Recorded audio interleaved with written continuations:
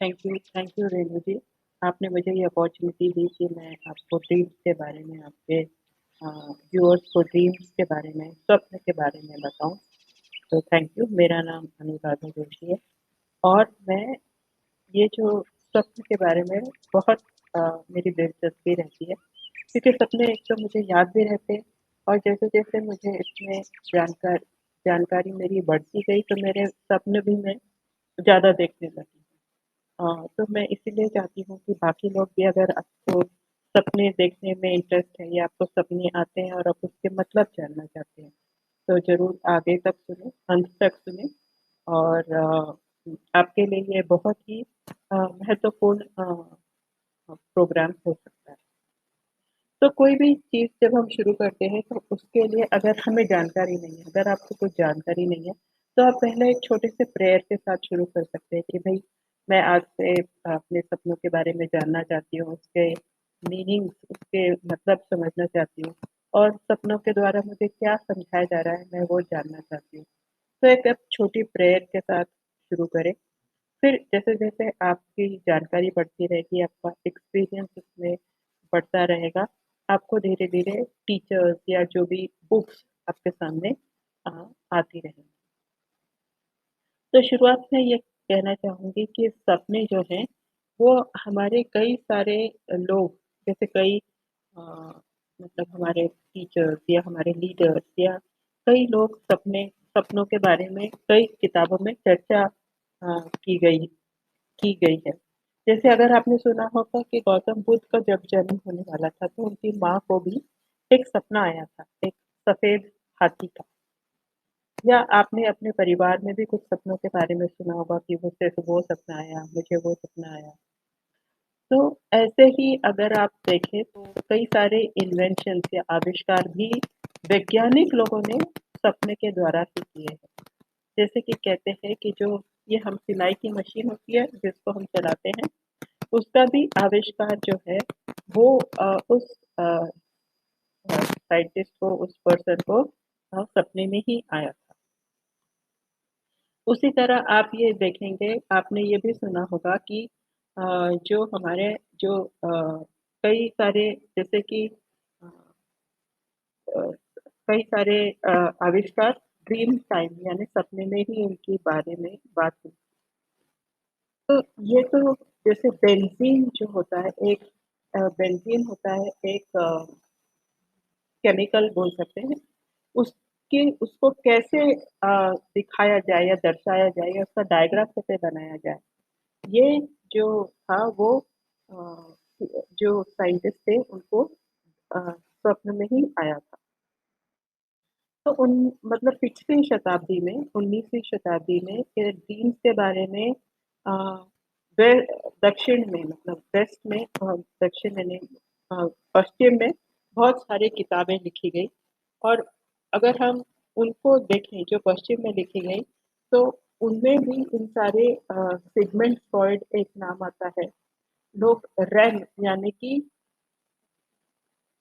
अ, जो हमारी dream cycles हैं, यानी कि उसके बारे में लिखने लगे कि हमारी जो नींद है वो हम पहले कभी गहरा सोते हैं, कभी कम सोते हैं।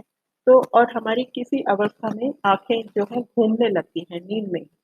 तो उसे क्या क्या उसके बारे में काफ़ी सारे एक्सपेरिमेंट हुए, तो हमें पश्चिम में भी ड्रीम्स और सपनों के बारे में बहुत सारे लोग सोचने, पढ़ने लगे। और अगर देखा जाए तो ऐतिहासिक रूप से अगर हम देखें, तो कई हठ प्रदीपिका या योग निद्रा आदि शंकराचार्य ने उन्होंने पहले भी लिखा था। ये तड़ावली एक टेक्स्ट है, योग तड़ावली, उसमें भी अ, नींद के बारे में या रिलैक्सेशन, नींद से जो रिलैक्सेशन आती है, उसके बारे में लिखा गया है। तो हम इसको ऐतिहासिक रूप में अपने भारत और पश्चिम के बारे में थोड़ा समझ चुके हैं, तो थोड़ा हम ये भी समझे कि क्यों स्वप्न मतलब महत्वपूर्ण है। तो एक तो है कि हाँ, हमारे पर्सनल लाइफ में अ, हमें कुछ संदेश मिल सकते हैं, हमें कोई गाइडेंस मिल सकती है सपनों द्वारा। लेकिन दूसरा ये भी है कि कई सारे, जैसे जैसे एक छोटा-सा भी गाँव है, कस्बा है या छोटा शहर भी है, उसमें जो पढ़े-लिखे हैं या जो पंडित किस्म के हैं या जो थोड़ा बहुत जानकार लोग हैं, वो अ, ऐसे कहते थे कि जैसे कि मैं ये समझता हूँ कि अब हमें मतलब अ, गेहूँ बो लेना चाहिए या चावल अब लगाना चाहिए। तो वो ऐसा निश्चित करते थे कि भई हम अब कटाई कर लें या अब ये समय है कि हम अपना जो है कि धान अंदर घर में रख लें। तो ये सारी चीज़ें उन्हें वैसे तो कि हवा का रुख हवा किस तरफ चलती है उससे पता चलता था। लेकिन कई सारे जो मुख्य लोग होते थे गाँव के, वो लोग सपनों से भी ये जानकारी प्राप्त करते थे। और आपने अगर सुना हो, ये अंधविश्वास की बात नहीं है, लेकिन कहीं पर इकट्ठा होना या कोई पूजा करना कि अब ये पूजा ज़रूरी है, तो ये भी अ, कई सारे पंडित अगर आप विश्वास करें, तो वो लोग भी ये कहते हैं कि आप ये वाली पूजा कर लें, तो आपका आगे भविष्य अच्छा होगा। तो ख़ैर इसके हमको प्रोज़ एंड कॉन्स में नहीं जाना है, पर सपने जो हैं वो साइंटिस्ट, आविष्कार और अपने मतलब गाँव के में कैसे सदुपयोग हो सकता है, हर जगह पर, हर लेवल पर, पर्सनल या अ, विलेज लेवल या साइंटिफिक लोग सारे लोगों ने सपनों का के बारे में बोला है, कहा है और वो लोग इसको महत्वपूर्ण मानते हैं। अब आप अगर आयुर्वेद किसी डॉक्टर के पास जाएँ और वो भी पुराने ज़माने के, इस वक़्त के आयुर्वेदिक डॉक्टर तो शायद इतना पूछते नहीं हैं, लेकिन अगर आप किसी आयुर्वेद डॉक्टर के पास भी जाएँ, तो वो आपकी नब्ज़ देखते हैं और ये भी पूछते हैं कि आप कितने बजे सोते हैं? क्या आपको सपना आता है? और आप थोड़ा अपने सपने के बारे में बताइए। अ, आपको भूख किस समय लगती है?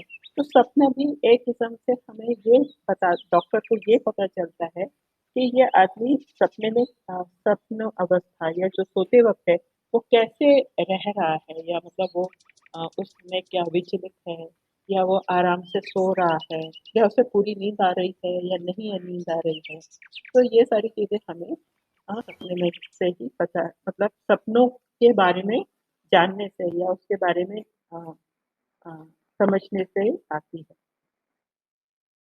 अब मैं जो बात करने जा रही हूँ कि आप सपनों को कैसे याद कर सकते हैं। कुछ लोग ये कहते हैं कुछ लोगों को तो याद रहते हैं सपने, लेकिन कभी-कभी कुछ लोग कहते हैं कि नहीं मुझे सपने याद नहीं रहते हैं। तो दोनों ही प्रकार के लोग अगर सपनों को याद रखना चाहते हैं, तो वो एक ड्रीम जर्नल कहते हैं, मतलब एक आप डायरी ले लें, जैसे हमारी रोज़ की डायरी होती है। तो उस डायरी में आप सुबह के वक़्त सोने से पहले या सोने के उ सोन उठ के मतलब सुबह उठने के बाद आप तुरंत से ही लिख लें कि मैं आज मुझे ऐसा लगा कि मैंने सपना कुछ याद आ रहा है। कुछ इस तरह से पेन पेंसिल उठा के उस जर्नल में लिखने लगेंगे, तो ऐसा लिख पाएँगे कि आज मैं बहुत अच्छे से सोई या मुझे बहुत अच्छे से नींद आई या कभी ये भी लिख सकते हैं कि अच्छे से नींद नहीं आई। फिर मुझे ऐसा लगा कि मैं अपने स्कूल का कोई सपना देख रही थी या अपने पुराने घर का सपना देख रही थी या मैं किसी रिश्तेदार के बारे में देख रही थी। तो अगर आप धीरे-धीरे ये नोट करने लगेंगे, तो 1 महीने या 6 महीने में आप देखेंगे कि आप पूरा-पूरा मतलब आपके लिए मैसेज क्या है वो भी आप अ, लिख पाएँगे। अब कई सारे मैं आपको टूल्स भी देना चाहूँगी कि मतलब आप इस ऑडियो को या वीडियो को देखने के बाद आप अपने आप कैसे ये अपनी ड्रीम डिक्शनरी बना सकते हैं। मतलब एक तो कुछ अपनी पर्सनल लाइफ़ में आप सोच सकते हैं कि आपको इसका क्या मतलब लगता है। से सपोज़ मैंने सेब देखा, सपने में सेब देखा, किसी ने मुझे सेब दिया। अब वैसे तो सेब के बहुत अच्छे मीनिंग है कि किसी ने आपको फल दिया, है ना? इसका मतलब ये हो सकता है कि आपके जीवन में कुछ बहुत मतलब या तो धन की प्राप्ति होने वाली है या कोई किसी तरह की अच्छी खबर आने वाली है, तो सेब का ये मतलब हो सकता है। लेकिन अब आपने अगर ये याद रखा कि देखो जो सेब देने वाली थी या देने वाला था, उसका और मेरा कोई अच्छा संबंध नहीं था और इस तरह की भी जो डिटेल है, सपने में डिटेल है, तो मुझे मतलब सेब लेने में तो अच्छा लगा, लेकिन जो देने वाली थी वो अच्छी नहीं लग रही थी।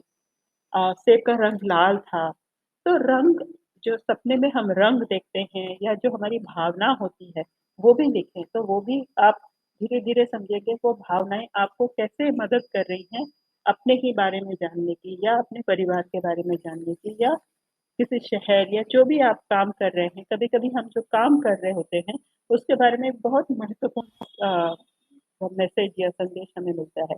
तो जैसे मैंने बेंज़ीन का दिया था कि वो साइंटिस्ट सोच रहे थे कि बेंज़ीन के डायग्राम कैसे बनाए जाएँ। तो उन्हें सपने में समझ में आया कि वो बेंज़ीन का डायग्राम कैसे बनाया जा सकता है। फिर और क्या टूल्स हो सकते हैं कि अगर आप ड्रीम जैसे हम डिक्शनरी होती है हमारी, तो वैसे ही मीनिंग लिखने के लिए, अर्थ देखने के लिए उसी तरह ड्रीम की भी डिक्शनरी आप इंटरनेट पे पा सकते हैं। तो ड्रीम की डिक्शनरी कुछ अपने लिए आप पर्सनल भी कर सकते हैं। देखो सेब मुझे ख़ास अच्छा नहीं लगता है, तो उसके कोई डिफरेंट मायने होंगे। लेकिन सेब आमूमन या जनसाधारण में सेब को कैसे माना जाता है और वो सेब आपको दिखाई दे तो क्या मतलब हो सकता है, ये उन डिक्शनरी में लिखा होगा। तो आप ऐसे ड्रीम डिक्शनरी करके जब सर्च करेंगे, तो आप उससे भी अपने सपने का मतलब ढूँढ सकते हैं। इसी तरह आप आगे बढ़ते जाएँ और आपका कोई प्रश्न हो तो आप इसमें कमेंट ज़रूर करें। मैं आपका आपके सपने का या जो भी आपका प्रश्न हो उसका मैं ज़रूर आंसर दूँगी, उत्तर दूँगी और थैंक यू। बहुत-बहुत धन्यवाद मुझे ये अपॉर्च्युनिटी देने के लिए और इस अपने सपनों के बारे में थोड़ा-बहुत जानकारी देने के लिए। मुझे बहुत अच्छा लगा। धन्यवाद। Thank you.